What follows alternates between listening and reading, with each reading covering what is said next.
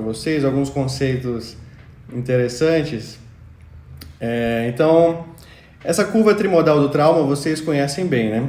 Chegou aí a curva, eu não sei se está, às vezes a imagem fica um pouco atrasada em relação ao que eu estou falando. Chegou a curva trimodal aí do trauma?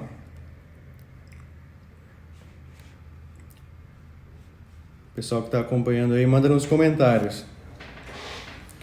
Beleza, então, essa curva é bem conhecida, né? Existem as mortes imediatas do trauma, aquele paciente com um trauma grave, crânioencefálico, que fez uma apneia ou perdeu a cabeça, aquelas hemorragias incontroláveis que, mesmo que o SAMU chegasse em 10 segundos, 30 segundos, 1 minuto, não daria para salvar aquele paciente. São mortes não evitáveis depois que acontecem, o que dá para prevenir com cinto de segurança, né, com medidas de velocidade, algumas coisas que tentam ser feitas, né?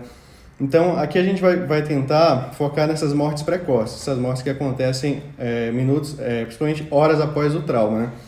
Que é o que a gente consegue atuar principalmente. Então, eu não vou falar para vocês aqui de ABCD, que vocês já estão cansados de ABCD, mas realmente o ABCD é muito importante, a gente está a todo momento, desde o APH no pré-hospitalar, né, até o intra-hospitalar, a gente está a todo momento revisando aí o ABCD naquele paciente. Mas não é esse o foco daqui, né? Então, o que eu queria dizer para vocês é, assim, primeiro, por que os pacientes morrem? Por que os pacientes vítimas de trauma morrem? Né? Existem mortes evitáveis, mortes que poderíamos ter evitado. Então, uma parte delas devido à manutenção de via aérea, falha de via aérea, né? Tem gente que não consegue entubar e às vezes não sabe fazer crico, né? Então, quando você tem uma via aérea completamente com muito sangue, com dente, com o resto, não consegue limpar, não consegue acessar ali a via aérea para entubar o paciente, que seria a via preferencial, trauma crânio-facial extenso. Então, você faria, o que eu faço? Faço uma cricotireoidostomia, né? Então, que é um procedimento simples que dá para treinar em boneco e no ser humano vai ficar muito fácil, acessível aqui a membrana cricotireoide para passar ali um tubo, seja o que for, por lá. Então, os pacientes morrem por falha de manutenção da via aérea, por atraso no controle do sangramento abdominal, por atraso no controle do sangramento torácico e por cirurgias longas, né? Às vezes existe o conceito de cirurgia de controle de danos, então tem gente que não sabe que passa horas de hora operando um paciente com trauma e só aumentando ali a hipotermia, a coagulopatia, isso faz com que ele morra. Seriam mortes evitáveis, né? Isso eu vou falar um pouquinho daqui a pouco. Então veja aí, se juntar 16% com 9%, só de sangramento aí vai dar 25%, né, de mortes evitáveis. Então a letra C realmente é muito importante. Tem um estudo que fala que, nesse estudo, que foram 100 pacientes, 80% das mortes que viram lá na autópsia eram evitáveis. Eram mortes evitáveis, eram sangramentos que intracranianos que poderiam ter sido drenados, sangramentos intratorácicos que poderiam ter sido drenados. Então existe uma campanha de parar o sangramento. Stop the bleeding, save a life, né? Salve uma vida, pare o sangramento. Como que a gente pode parar esse sangramento e por que é tão importante parar o sangramento? É muito importante parar o sangramento porque a gente sabe que o sangramento vai promover a tríade letal, né? Que é a hipotermia, a acidose metabólica e a coagulopatia. O próprio trauma também leva à coagulopatia induzida pelo trauma.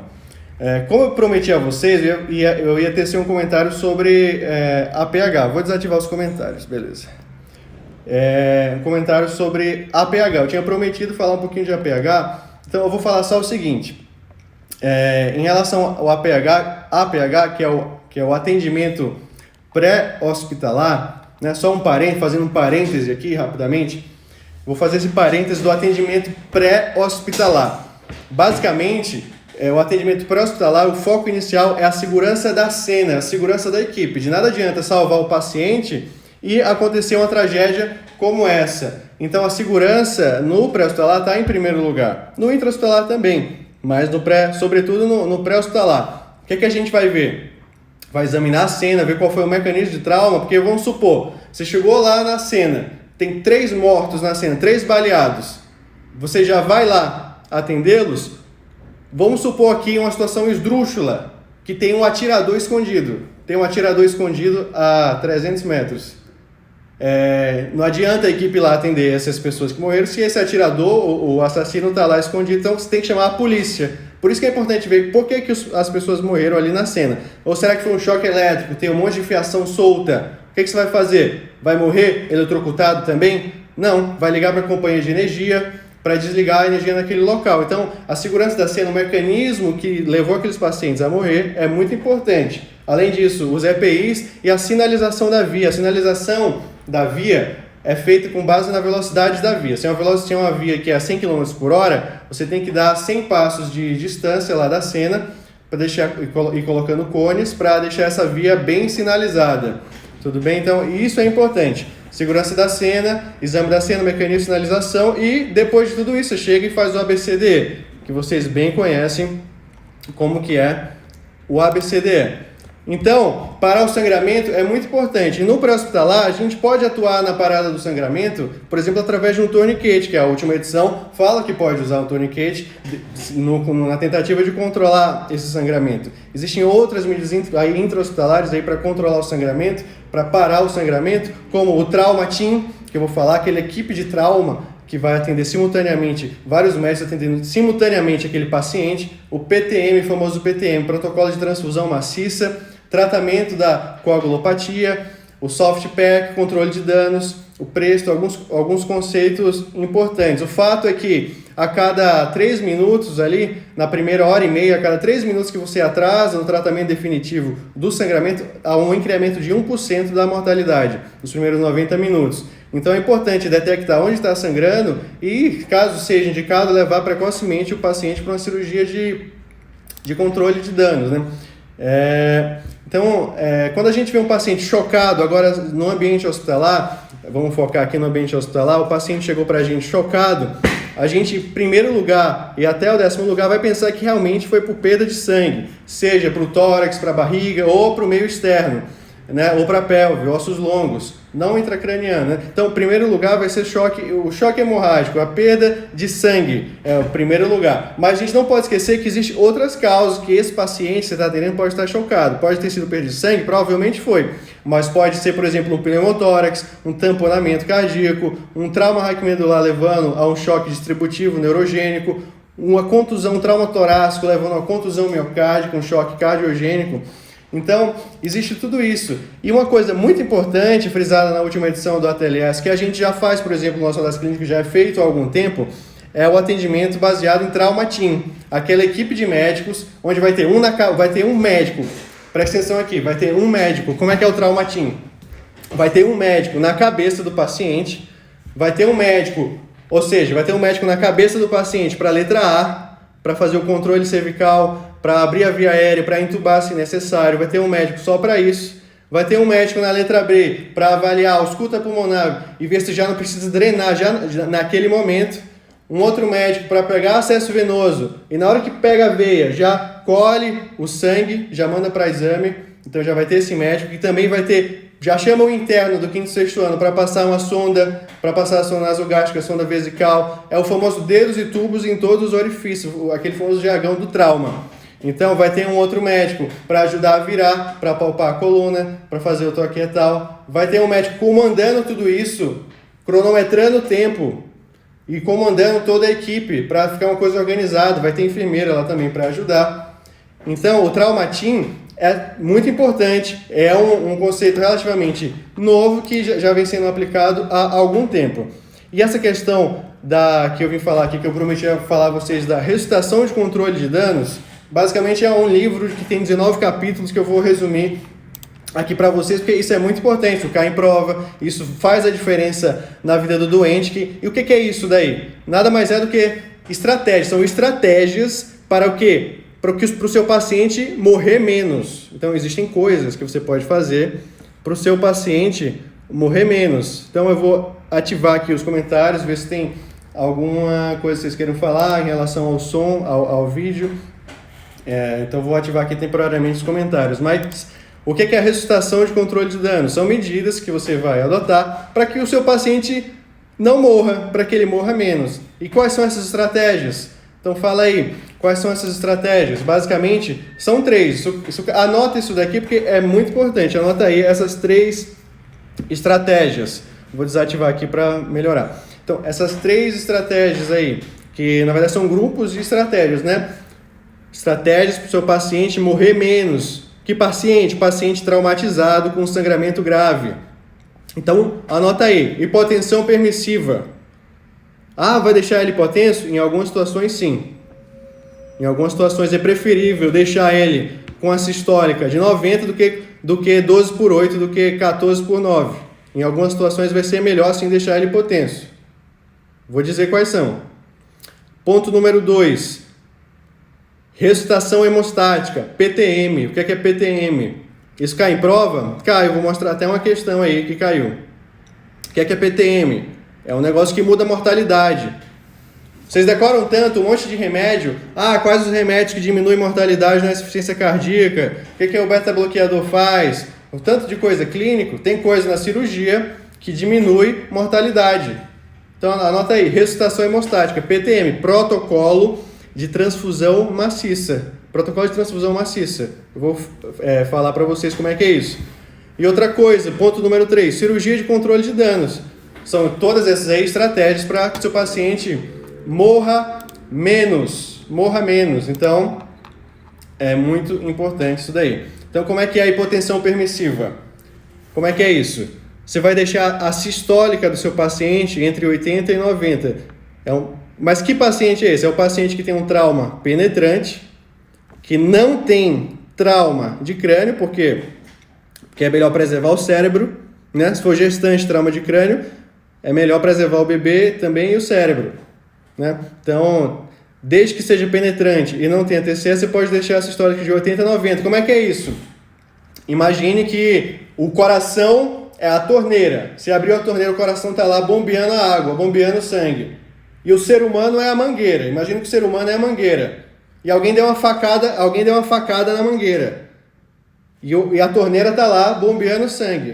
O que vai acontecer? Vai vazar água pela torneira que levou a facada, pela mangueira que levou a facada. Aquela é a região da mangueira que levou a facada, está vazando água. O que você faz? Você aumenta a pressão dele, aumenta a torneira, vai acontecer o quê? Vai sangrar mais.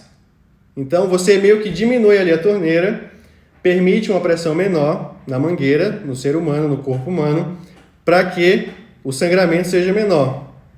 Tá bom? Claro, se for um trauma crânioencefálico, aí tem aquela PAM, a pressão média entre 80 e 90. Mas presta atenção, esse negócio de fechar um pouco a torneira é uma medida temporária. O ATLS, a última edição, fala, é uma ponte. É uma medida ponte. Ponte para quê? Para medida efetiva, para medida que resolve, para medida que vai salvar, que é basicamente a cirurgia nesses casos. Ou uma embolização, uma arteriografia, né? Então, é uma coisa temporária.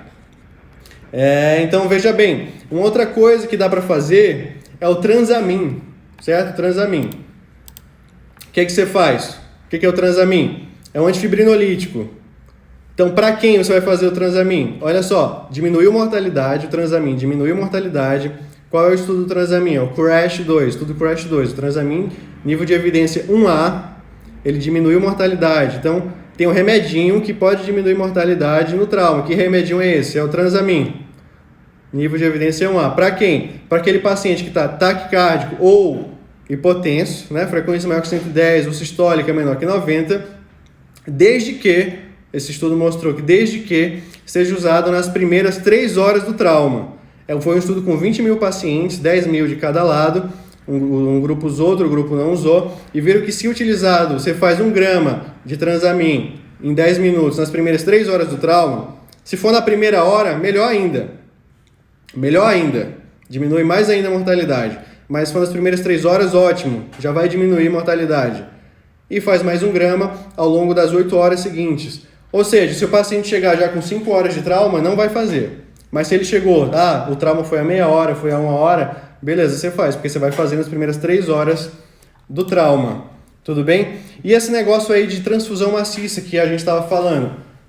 O que é transfusão maciça? É transfundir muito, mas muito quanto, né? Então, falaram aí a quantidade. Nos livros fala, transfusão maciça, tem livro que fala, a maioria fala assim, é quando você vai precisar transfundir 10 concentrados em 24 horas, ou 4 concentrados em 1 hora, né? Tem vários conceitos. Então, Existem alguns dados que você vai olhar para o paciente e vai dizer, esse paciente vai precisar transfundir muito. Esse paciente vai precisar de uma transfusão maciça.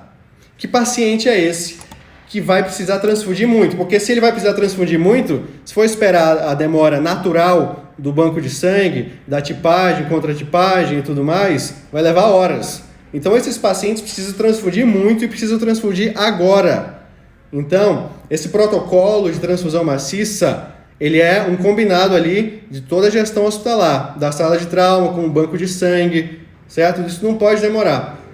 Então, a gente diz assim, vamos ativar o protocolo de transfusão maciça em quem? A gente tem que reconhecer qual é o doente que a gente vai ativar o protocolo de transfusão maciça, que a gente vai ligar, ó, transfusão maciça, agiliza aí. Agiliza o quê? O soro? Não. O paciente está perdendo sangue, não dá para ficar fazendo soro. Se o paciente perde sangue, ele perde hemácia, perde plaqueta, perde fatores da coagulação, então não dá para ficar fazendo soro.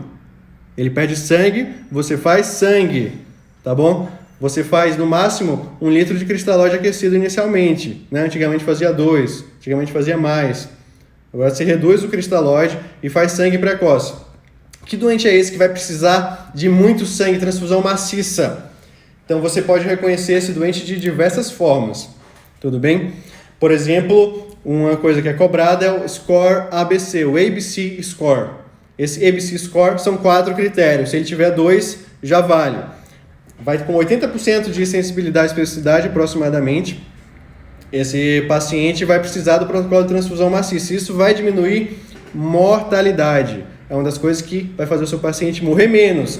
É você reconhecer se esse paciente tem um trauma penetrante ou FAST na avaliação foi positivo, ou ele está hipotenso, sistólico menor que 90, ou ele está taquicárdico maior que 120, se ele tiver 2 desses critérios, tudo bem? 2 critérios do ABC score, já ativa, já liga no banco de sangue, protocolo de transfusão maciça. Sobe aí o quê? Sobe sangue. Que tipo de sangue? Sobe concentrado de hemácia, sobe plasma, tudo bem? Concentrado de hemácia, plasma e plaqueta. Concentrado de hemácia, plasma e plaqueta, 1 para 1 para 1. Pode ser, tá certo, 1 para 1 para 1. Beleza? Então você faz, normalmente vai subir assim, 4 a 6 bolsas de cada. Ou então 4 bolsas de hemácia, 4 de plasma e uma bolsa de plaqueta por aférese, que equivale a 7, 8 unidades de plaqueta, né? 6, 7, 8, depende. Então, vai subir sangue total, né? Sangue total individualizado. O paciente está perdendo sangue, tem que repor o que ele está perdendo. Então, você não... Antes, olha aí, antes... Você repõe 3 para 1, né? 300 ml de soro, perdeu 100 ml de sangue, vamos dar 300 ml de soro. Daqui a pouco não era mais um ser humano, era um botijão de água, um botijão de soro. Então, atualmente é 1 para 1 para 1, né? Hemácia, plasma e plaqueta. Uma outra coisa que vai reduzir a mortalidade do seu doente, aquela terceira coisa que a gente falou, é a cirurgia de controle de danos.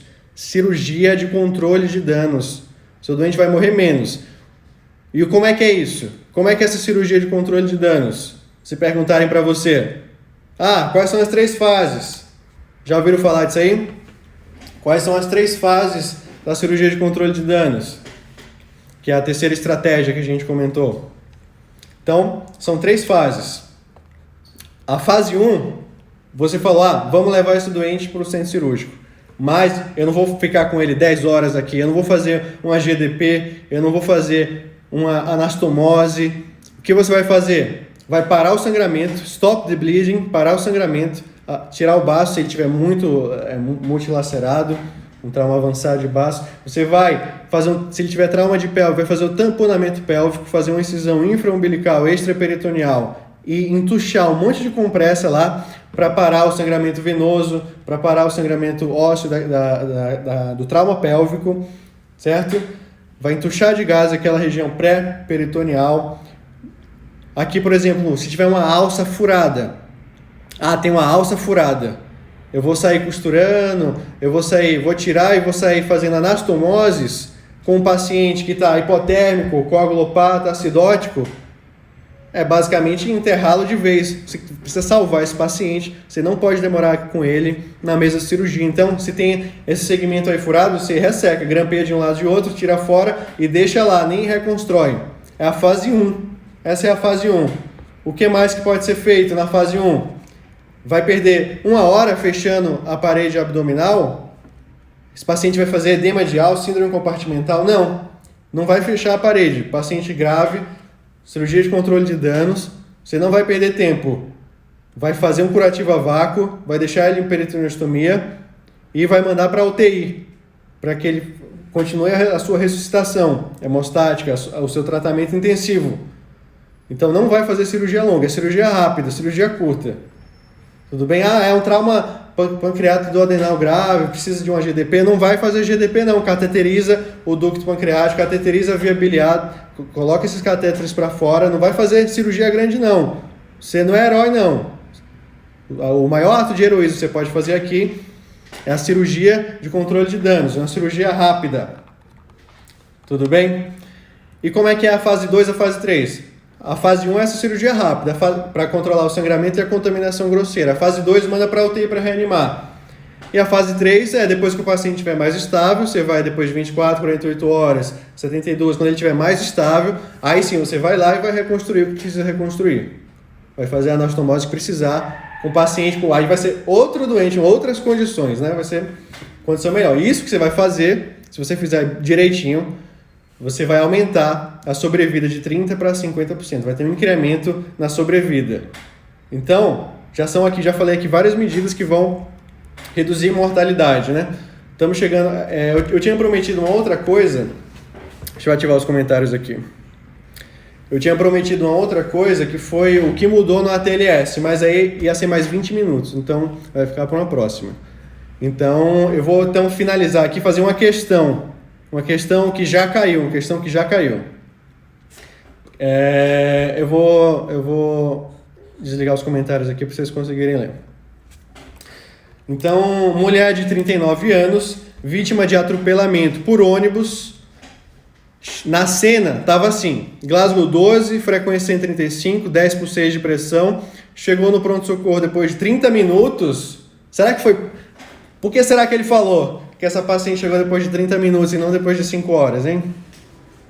Então vamos lá. Na admissão apresentava via aérea pérvia, colar cervical, B, ausculto pulmonar, saturação de 89, frequência cardíaca de 32. Está dessaturando essa paciente e a ausculta está normal. Provavelmente não é hemo nem pneumo, mas está desaturando.